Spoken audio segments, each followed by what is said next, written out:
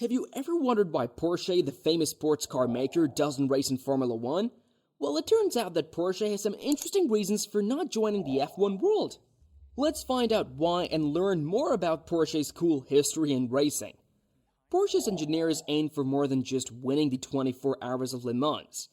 They created a car, the 919 homage, to outpace current F1 vehicles at Spa-Francorchamps. This car, with more power and downforce than an F1 car, set a blazing Nürburgring lap time, 45 seconds faster than the second best. While not holding the Spa lap record anymore, Porsche's 911 GT2 RS MR dominated the Nürburgring until recently, beating even a $2.75 million F1 modified Mercedes. Porsche, without F1 tech, aims to reclaim the title of the fastest production car, showcasing their prowess without needing Formula 1. Porsche has been involved in motorsport for nearly as long as they have been manufacturing automobiles because they believe that racing is an essential aspect of the advancement of engineering.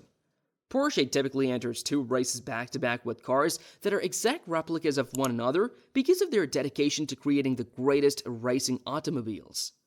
Porsche seems like the perfect fit for Formula 1 based on all of the above, but there are a lot of reasons why they aren't in the sport. Everybody has a product to offer, but Porsche can't grow its sales much because of a 2 to 4 year backlog on cars like the 992 GT3. It's a wonderful bonus that after 60 years of manufacturing, everyone knows what a Porsche 911 looks like, since they already know it's a sports vehicle. It's unlikely that putting Porsche's brand on an F1 car will convince them to buy one. Things are different for teams like Mercedes and the erstwhile Renault, as it would help sell a few more if they could claim that their road vehicles used F1 technology. Porsche is renowned for producing sturdy cars. As of 2017, over 70% of the 1 million 911s made were still in service. Porsche's triumph at Le Mans is therefore significantly more significant than any success they may have in Formula 1. The Mercedes-AMG model needs a full engine rebuild after only 30,000 miles because of the features of the F1 engine they added in the back. On the other hand, Porsches often exceed 150,000 miles without breaking down. These kinds of cars show why Le Mans means more to Porsche than Formula 1 ever could. Porsche must run a car continuously for a whole day in order to prove how well they construct cars. Given that engines seldom endure more than 1,500 kilometers, it is doubtful that Porsche will be able to showcase its engine-building prowess in Formula 1 racing. When it comes to engines, Porsche's brand is more intimately linked to a certain kind of engine than any other firm, thanks to its flat six.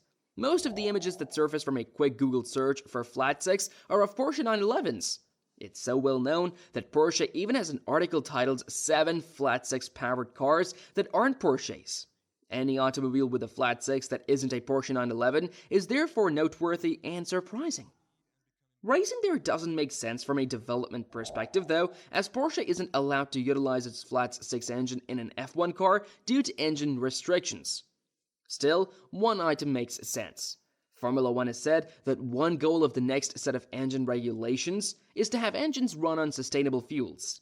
If this isn't done, a lot of fans will probably give up on the sport. Porsche has also said that while producing hybrid and electric cars as well, it still wants to maintain the combustion engine. Because the 911 wouldn't be the 911 it is today without the flat six engine, Porsche's future depends on developing technology that will allow the company to continue making combustion-powered vehicles in an era where electricity is the norm. The sound of an engine is necessary for a car to move when participating in a Formula 1 utilizing sustainable fuel. Consequently, Porsche will increase its lead in the sports car market if it can produce a car that is both ecologically responsible and retains its spirit. The engineers at Porsche could, of course, accomplish this on their own. Using the synthetic fuel would only release the carbon dioxide required to make it, making it completely carbon neutral, as demonstrated in a Top Gear episode from the previous year. Porsche has shown its support for the cause in a way that competitor brands Mercedes and Ferrari would not have by investing $75 million in a company that produces these fuels. Porsche is a better option to compete in Formula 1 starting in 2026 in that sense. But why would Porsche spend the same amount of money in Formula 1 where fuel plays a relatively minor role in the race? Well, the company is already spending almost $100 million on research into a particular fuel. Does Porsche's pursuit of sustainable fuel require the assistance of Formula 1? It just seems like a financial waste. Naturally, Porsche will have no trouble securing enough sponsorship to pay for their full Formula One season, but the fuel technology is still unnecessary. One of the prerequisites Porsche set forth last year to be eligible to compete in Formula One was that the technologies they use have practical applications. With the Flat 6 now unlikely to be deployed in Formula One, the hybrid powertrain's battery technology might be advantageous. Porsche won't require the additional 500 horsepower that the electric motor's threefold boost in production by 2026 would bring about because the company already has Formula E in its Le Mans racing cars, which it can utilize in its road cars. All Porsche hybrid or completely electric powertrains were developed for Le Mans or Formula E. The F1-style hybrid system would only make sense for Porsche if the company produced another hype car like the 918 or accelerated the already crazy 911 Turbo S. In 1901, Ferdinand Porsche created the world's first hybrid automobile, the Porsche Lone Hybrid. It was capable of exceeding Austria's previous speed record with a top speed of 37 miles an hour. A few years later, he designed the Mercedes-Benz SSK, a race car with a peak speed of 120 miles an hour that was maybe the fastest in history. Next followed the Volkswagen Beetle, a passenger car that had to be affordable, fuel efficient, and be able to accommodate a family of 5. In the 1930s, it looked unachievable even though this is the fundamental formula for most cars today. The only person Adolf Hitler could find to finish this assignment was Ferdinand Porsche, who at the time was one of the most well-known engineers in the country. After winning the 1951 Le Mans 24-hour race, the Porsche 356 became the brand's first automobile and became the company's flagship model. Before production was stopped in 1965 and the Porsche 911 took its place, more than 76,000 of them were sold. By the 1970s, over 20,000 911s were being sold annually and in a variety of forms. The car had won many endurance events, including the Monte Carlo Rally, the Le Mans, and the Paris-Dakar. It is without a doubt the best-performing sports car ever made. Because of its great success, Porsche started receiving requests from other automakers to develop their own cars. Numerous automobiles such as the Mercedes 500e, Opel Vivaro, Renault Clio V6, Subaru Legacy, and others benefited from Porsche's engineering contributions.